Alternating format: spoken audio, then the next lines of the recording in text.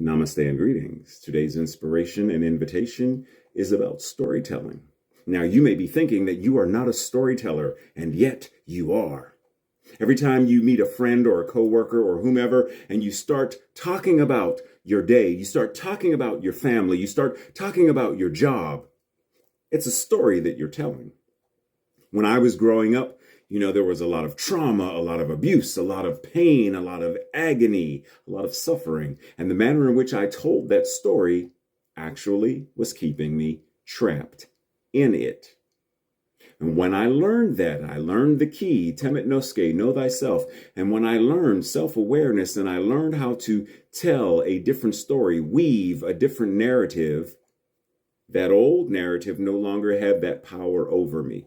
Now, it's not gone, but it's different, right? Like, think of the story of Bruce Wayne and Batman.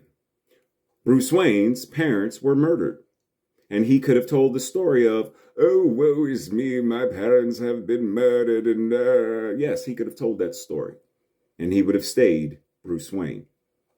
And yet, at some point, he faced his fears and embodied and enveloped the pain and turned it into a manner of being of service.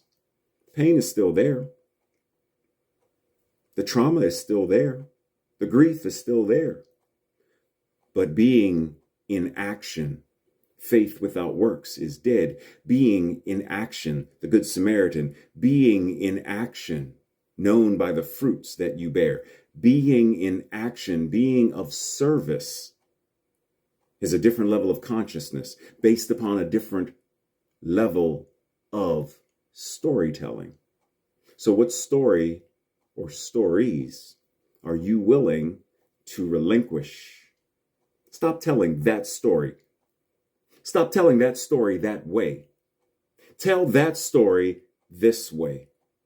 Tell those stories this way and see what shifts in your life. Namaste, blessings, and see you soon.